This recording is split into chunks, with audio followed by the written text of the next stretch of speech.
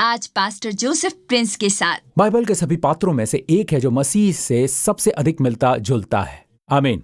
और ये है यूसुफ का व्यक्तित्व उत्पत्ति की पुस्तक में। आमीन। बेशक हम दाऊद के जीवन में मसीह को देखते हैं, हम मूसा के जीवन में मसीह को देखते हैं, हम यशायाह के जीवन में मसीह को देखते हैं, यहाँ तक कि एलिय्याह के और एलीशा के, पर यूसुफ उन सबसे बढ़कर मसीह से मिलता जुलता है। ठीक है। अब यूसुफ को देखिए, उससे उसका पिता प्रेम करता था, पर उसके भाइयों ने उसे अस्वीकारा। अब यीशु के सांसारिक भाई कौन थे?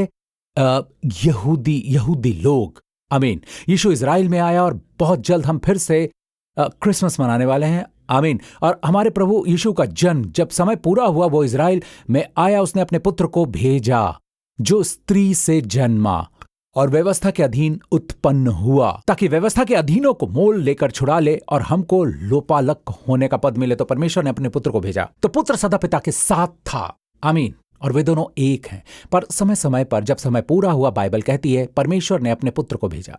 ठीक है। तो उसका पुत्र आया और बाइबल कहती है यीशु अपने घर आया और अब उसने अपनों ने उसे ग्रहण नहीं किया। आमीन। तो समग्र रूप से इजराइल ने उसे ग्रहण नहीं किया। जी हाँ, ऐसे ऐसे उसे ग्रहण करते हैं। और आगे लिखा, परंतु जितनों ने उसे ग्रहण किया वो उसने उन्हें परमेश्वर के संतान होने का अधिकार दिया। आमीन। ये आप और मैं हो, प्रभु की स्तुति हो। पर एक राष्ट्र के समग्र रूप से उन्होंने उसे अस्वीकार किया। उनके अगुओं ने उसे अस्वीकार किया और आंसुओं के साथ यीशु ने कहा, हे यरूशलेम यरूशलेम, कितनी बार मैंने चाहा तुझे इकट्ठा कर लूं। और ये मुझे यूसुफ के आंसुओं की याद दिलाता है, और उसने भी अपने भाइयों पर बहाए। तो चलिए फिर से यूसुफ की कहानी पर लौटते हैं। तो उससे उसका पिता प्रेम रखता है, पर उसके भाई उसे अस्वीकार करते हैं। और हालांकि उसके भाइयों ने उसे अस्वीकारा, यूसुफ मिस्र देश के लिए जीवन की रोटी बन गया, उन अन्य जातियों के लिए जो ये कहलाते थे। तो अब 2000 वर्षों तक इजराइल, जिसने यीशु को अस्वीकारा है, और जब से यीशु को अस्वीकारा है, उनका मंदिर ढा दिया गया है और वे संसार भर में भटकने लगे। और जिस दिन यीशु ने कहा कि वे ये कहेंगे कि धन्य है वो, जब वे उन्हें पहचानेंगे कि धन्य है वो जो प्रभु के नाम से आता है, वो लौटेगा और उन्हें बचा लेगा। आमीन आमीन। तो इजराइल द्वारा यीशु की अस्वीकृति अन्य जातियों के लिए जीवन की रोटी बन गया। तो प्रमुखता से यीशु मसीह का चर्च अन्य जातियों द्वारा बना है, आप और मैं। आमीन। गैर यहूदी, हम यीशु मसीह के चर्च का अंश हैं। और अब हमारा यीशु से विवाह हुआ है। यीशु की दुल्हन होकर हम यीशु से विवाहित। और मिस्र में यूसुफ ने एक अन्य जाति से पत्नी अपनाई। उसका नाम था आसनत, और उसने 2 बेटों को जन्म दिया। एक का नाम था मनश्शे और दूसरे का नाम एप्रेम रखा। और मनश्शे ने उसे वो सब कुछ भुलवा दिया, इसीलिए उस लड़के को भूल जाने के लिए नाम दिया। और प्रेम का अर्थ है फलदायक। आमीन। ताकि यीशु उस चर्च से सांत्वना पाए जो उसे दिया गया है। आमीन। इजराइल द्वारा इस अस्वीकृति के समय के दौरान पर इजराइल के प्रति उसका प्रेम समाप्त नहीं हुआ। आमीन। और उसे एक और किया गया, जैसे ट्रेन की पटरियां। कभी कभी एक ऐसा रेल का डब्बा होता है जिसे एक और करना होता है। आमीन। इसका अर्थ ये नहीं कि उसका उद्देश्य नहीं रहा, पर मरम्मत के लिए उसे एक और रखा जाता है, या जो भी हो, जब तक कि सही समय नहीं आता। आमीन। दानियेल की 70 सप्ताहों की भविष्यवाणी पूरी होगी।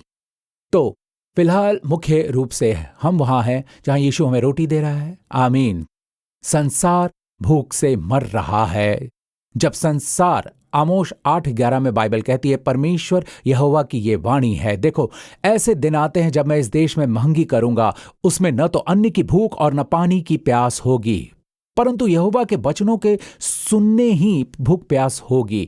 तो हमारे पास रोटी है, क्योंकि हम प्रभु के वचन सुन रहे, प्रभु के वचन सुन रहे। आमीन। संसार को ये नहीं चाहिए कि अकाल है, वो इसे नहीं समझते। ऐसा क्यों है? इसके बाद मैं ये सारा आनंद उठाता हूं। और मैंने सोचा कि मनोरंजन में मुझे उत्तर मिलता है, मैंने सोचा कि ड्रग्स से उत्तर मिलता है, मैंने सोचा कि उत्तर किसी व्यक्ति में है, मिलता है। और ऐसे ही किसी संबंध में मैं हमेशा उलझन, खाली और भूखा रह जाता हूं। मुझे लगता है मेरा प्राण भूखा है। आप बड़े धनी व्यक्ति होंगे और आपका प्राण भूखा है, आपका प्राण भूखा है। आमीन। और ढेर सारे पैसों के होते हुए भी आप बड़े निर्धन होंगे, अंदर से तब भी निर्धन, क्योंकि केवल यीशु उस खालीपन को भर सकता है। ठीक है। और बाइबल कहती है कि यूसुफ अपनी बुद्धिमानी के द्वारा, आमीन, मिस्र को एक रोटी की टोकरी बना पाया, आमीन, जो संसार को खिला सकता था।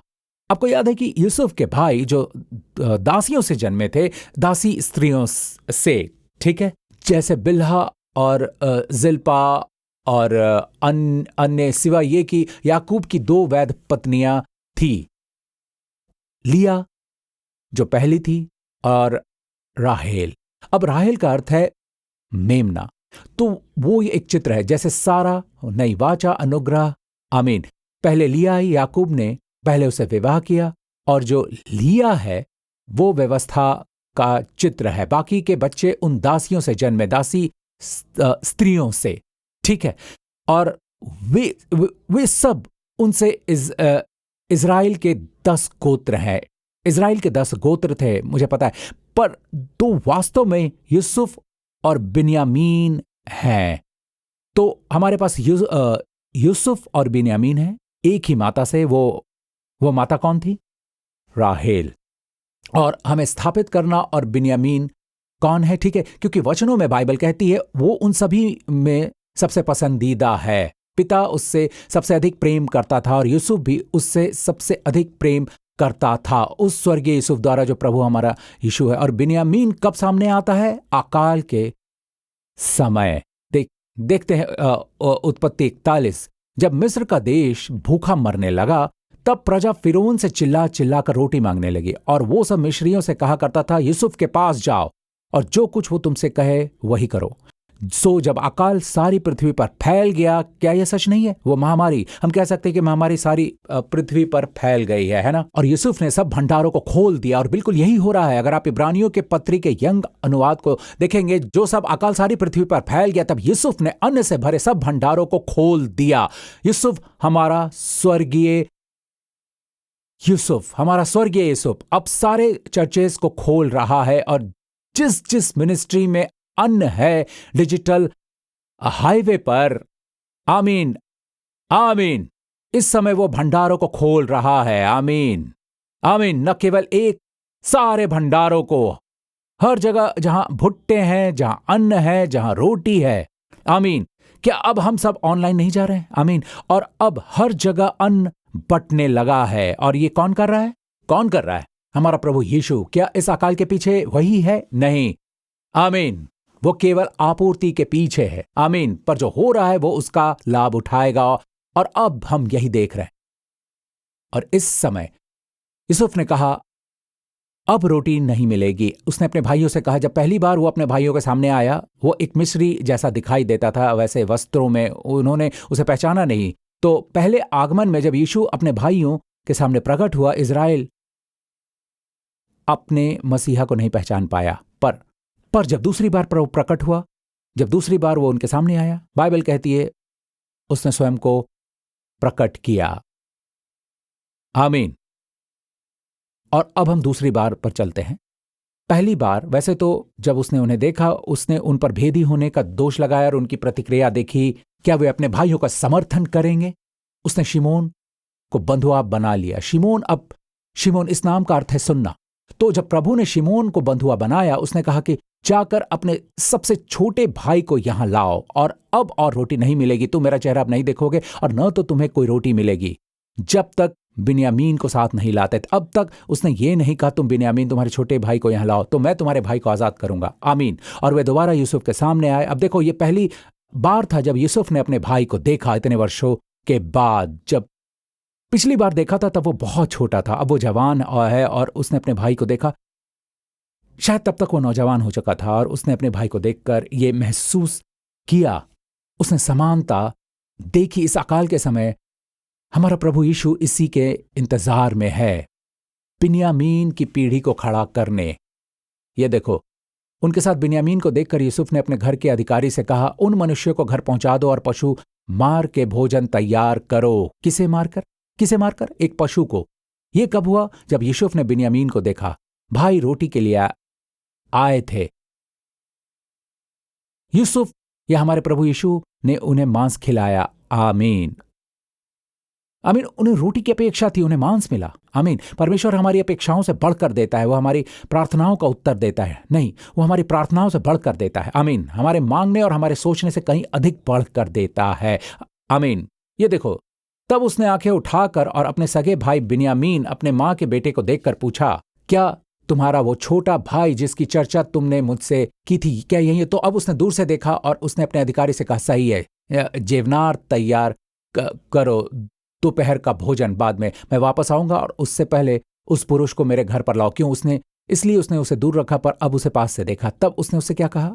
उसने कहा, परमेश्वर तुझ पर अनुग्रह करे, हे मेरे पुत्र, परमेश्वर तुझ पर अनुग्रह करे। अपने भाई बिन्यामीन के लिए यूसुफ के ये पहले शब्द थे। एक ही पिता, एक ही माता। आमीन। परमेश्वर अनुग्रह करे। अनुग्रह इस पीढ़ी को खोज निकालेगा। जब बिन्यामीन का जन्म हुआ, उसकी मां जन्म देते हुए मर गई। आमीन। अनुग्रह की पीढ़ी का जन्म क्रूस पर परमेश्वर के मेमने की मृत्यु के बाद हुआ और उसके पंजर में से मसीह की दुल्हन निकली। हालेलुया। और जो मां थी, जब उसके प्राण निकल रहे थे, बाइबल कहती है उसने अपने शिशु को अपने अंतिम शब्दों से नाम दिया बिनोनी। बिनोनी का अर्थ है मेरे दुख की संतान। ओनी मेरा दुख, पेन बेटा, मेरा दुख का बेटा। और अब कई कई कई पीढ़ियों के लिए यीशु मसीह के चर्च ने नाम दिया। वो चर्च, स्वयं चर्च ने परमेश्वर के विभिन्न कार्यों को नाम दिया है। एक है, यह है एलिया का आंदोलन, यहोशू की पीढ़ी, दाऊदी आंदोलन इत्यादि। क्या आप जानते हैं चर्च ने क्या नाम दिया? पता है, मां ने हर एक आंदोलन को नाम दिए हैं। अंत में पिता बोलता है, पिता कहता है नहीं, उसका नाम बिनोनी नहीं होगा, उसका नाम होगा बिन्यामीन, मेरे दाहिने हाथ का पुत्र। अपने धर्ममय दाहिने हाथ से मैं तुझे संभाले रहूंगा। दाहिने हाथ का अर्थ है धार्मिकता। आमीन। इसका अर्थ है सामर्थ और अनुग्रह और विशेषाधिकार का स्थान। आमीन। मेरे दाहिने हाथ बैठ। पिता ने पुत्र से कहा, जब तक मैं तेरे शत्रुओं को तेरे चरणों की चौकी न कर दूं। आमीन। पिता ने यीशु से कहा, यीशु वो असली बिन्यामीन है। आमीन। पर यहां हमारे लिए बिन्यामीन की पीढ़ी का चित्र है।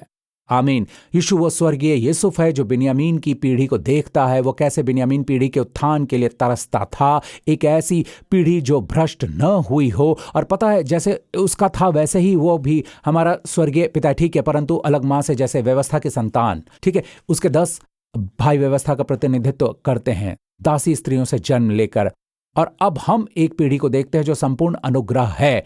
आमीन। वो रो पड़ा। पता है, वो पहले भी भाइयों को देखकर रोया था, पर वो रोया जब उसने उन्हें कहते सुना। ये इसलिए हुआ कि हमने यूसुफ को बेच दिया, हमने यूसुफ के साथ जो किया, और इस कारण वो रोने लगा। पर बिन्यामीन के लिए जैसे ही उसने बिन्यामीन को देखा, वो रो पड़ा। उसे कहीं तो जाना पड़ा, बाइबल कहती है। तब वो अपने भाई के स्नेह से मन भर आने के कारण और ये सोचकर कि मैं कहाँ जाकर रोऊं, यूसुफ फुर्ती से अपनी कोठरी में गया और वहां रो पड़ा। फिर अपना मुंह धोकर निकल आया और अपने आप को शांत करके कहा, भोजन परोसो, रोटी परोसो। आमीन। पास्तरों और अगुओं, रोटी परोसो, रोटी परोसो। बिन्यामीन की पीढ़ी यहां है। आमीन। याद रहे उसने जो कहा, तुम मेरा मुंह नहीं देखोगे और तुम्हें कोई रोटी नहीं मिलेगी जब तक बिन्यामीन मेरे सामने नहीं होगा। आमीन। बिन्यामीन की पीढ़ी यहां है।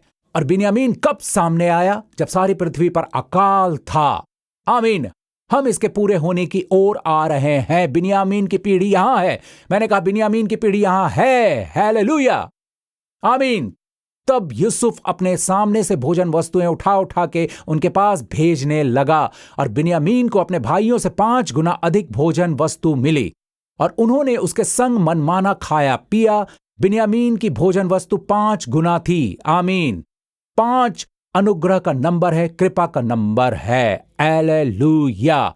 अंत के इन दिनों में, आमीन, परमेश्वर के संतान, आप बिन्यामीन की पीढ़ी से हो, आप अनुग्रह में हो, आप जो परमेश्वर के अनुग्रह पर भरोसा रखते हो, आपको 5 गुना बढ़कर मिलेगा। हालेलुया। अनुग्रह द्वारा उन सारे भाइयों की तुलना में जिनका पिता आपका स्वर्गीय पिता है, पर एक माता नहीं है। आमीन। 5 गुना अधिक, 5 गुना अधिक प्रकाशन, रोटी। आमीन। प्राकृतिक में 5 गुना अधिक भोजन, और प्रविधान एक ही विचार से है। परमेश्वर कहता है, जैसे आज हम कहते हैं, मुझे थोड़ी सी रोटी चाहिए, मेरी रोटी समाप्त हो गई। आप इस भाव को समझते हैं जिसका अर्थ है मेरे पास पैसा नहीं। आमीन।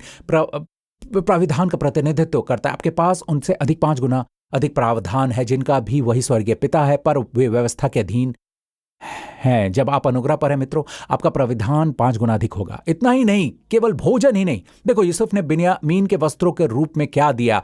यहां उत्पत्ति 45 में है, उनमें से एक एक जन को तो उसने वस्त्र भी दिए, तो सभी भाइयों को वस्त्र भी मिले जैसे उनको भोजन मिला था। और बिन्यामीन को 300 रुपए के टुकड़े और 5 जोड़ी वस्त्र दिए।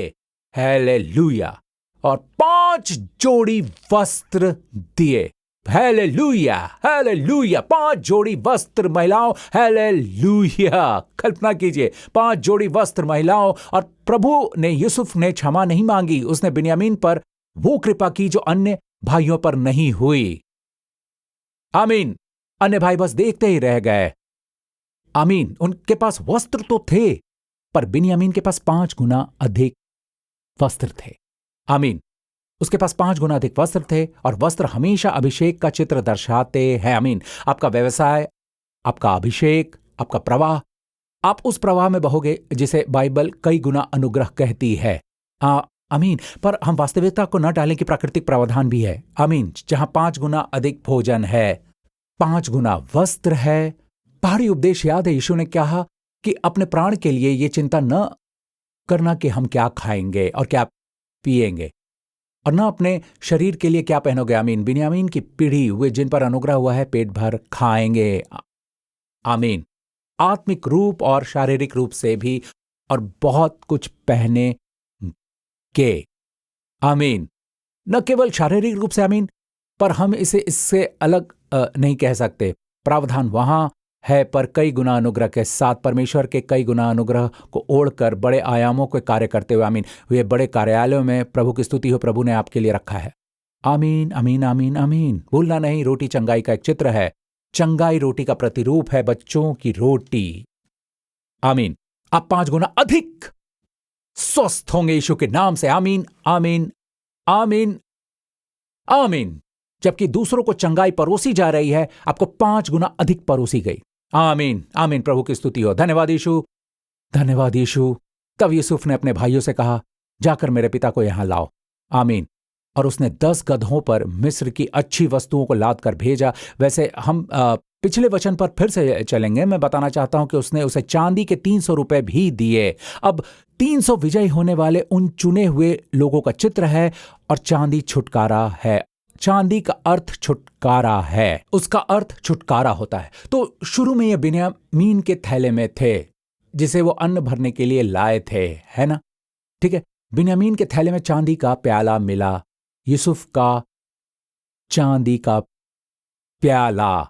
यूसुफ ने बिन्यामीन के थैले में अपना चांदी का प्याला छिपाया था। अब हमें यह क्या दर्शाता है? प्याला नंबर 1, वो प्याला जिसे स्वयं प्रभु ने पिया।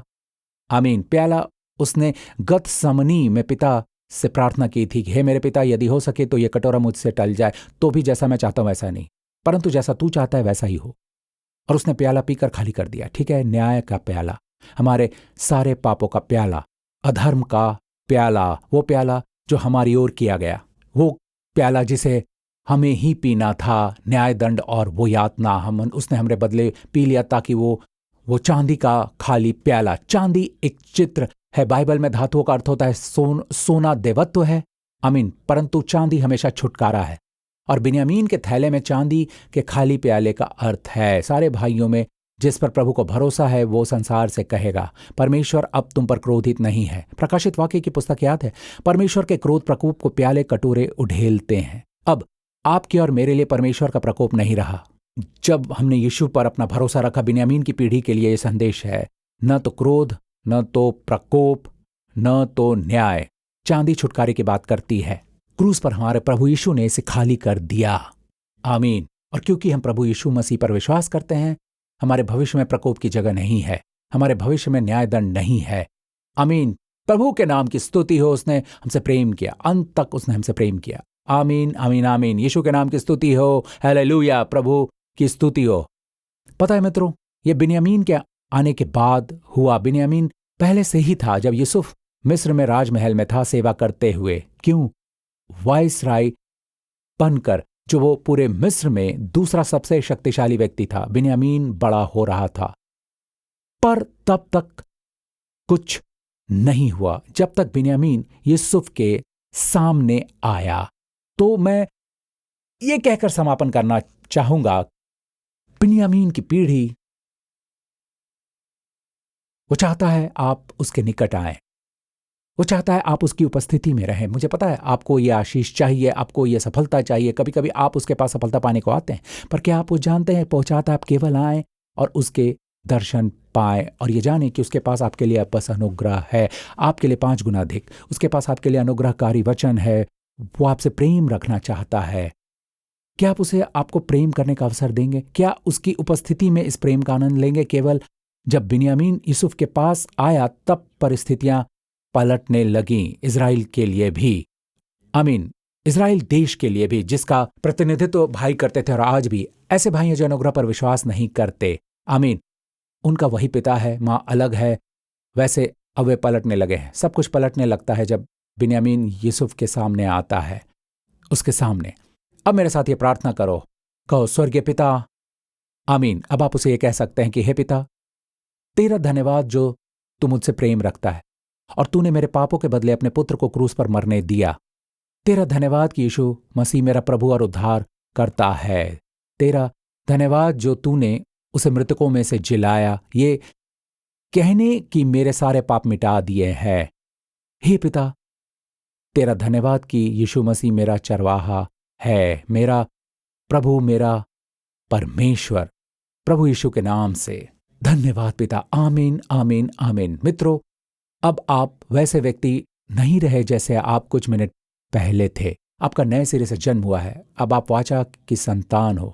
अब आप उस मिरास के वारिस जो परमेश्वर ने आपके लिए रखी है। अब आप उस चर्च का भाग हो जो मसीह की दुल्हन है। जब आप चर्च के बारे में सोचो तो पारंपरिक विचार मत लाओ। शैतान को चर्च में पारंपरिक विचार लाना अच्छा लगता है, जो उबाऊ है। ऐसे कुछ है, ऐसे नहीं है। नहीं, चर्च पूरे ब्रह्मांड में अब तक का सबसे महान संगठन है, न केवल पृथ्वी पर, पूरे ब्रह्मांड में, पूरे ब्रह्मांड में। आमीन। ये एक राष्ट्र से बुलाए हुए लोगों से बना है। आमीन। और अब आप उनमें से एक हो। प्रभु की स्तुति। हालेलुया। आमीन। खड़े हो जाओ तुरंत अगर चाहो तो। आमीन। आशीर्वाद के लिए हम सुरक्षा के आशीष को हल्के में नहीं लेते हैं। हम विश्वास करते हैं, जैसे ही हम पुकारते हैं प्रभु उत्तर देता है। आमीन। परमेश्वर ने एक प्रणाली तैयार की है, जिससे मैं फिर भी अभी बताऊंगा, और मैं पहले बता चुका हूं कैसे वाचा द्वारा। आमीन। जब हम प्रार्थना करेंगे, प्रभु हमारी प्रार्थना को सुनता है, वो हमारी प्रार्थना सुनने को उत्सुक है। आमीन। और बहुतायत से बढ़कर उत्तर देगा। आमीन। यहां सब अपने हाथ ऊपर करें। आमीन। हर जगह, कहीं भी जो हमें देख रहे हैं, प्रभु यीशु के नाम से प्रभु आपको पिता इब्राहिम की आशीषें प्रदान करे, आपको और आपके प्रियजनों को। और प्रभु आपको व्यवस्था विवरण 28 की सभी आशीषें प्रदान करे। प्रभु आपके जीवन में भी से एक की सारी आशीषों को आने दे, और आप इसी सप्ताह में से कई तो को प्रकट होता देखें। और प्रभु आप मुख आपकी ओर उठाकर इस पूरे सप्ताह आप पर मुस्कुराए। आमीन। प्रभु आपको प्रदान करे। आमीन। प्रभु आपको प्रदान करे। आमीन। अलौकिक रूप से जहां भी आप जाओ, अलौकिक अनुग्रह करे, आपके लिए कृपा के द्वार खुल जाए। आमीन। अनुग्रह के नए स्तर, मैं कहूंगा इस सप्ताह अनुग्रह के नए स्तर आपको प्रदान किए जाएं यीशु के नाम से। और जब आपको परमेश्वर के अनुग्रह का अनुभव प्राप्त हो, आप जानेंगे कि आप पर कृपा हुई है। आमीन। प्रभु की स्तुति हो। प्रभु अपना मुख हर एक परिवार की ओर करे, मेरी आवाज को सुनकर, और आपको और आपके अपनों को उसका अद्भुत शालोम, उसकी शांति, भलाई और पूर्णता प्रदान करे। प्रभु यीशु मसीह के नाम से, प्रभु यीशु मसीह के नाम से। आमीन। जब तक हम फिर मिलें, मुझे आपसे पप्रीति है।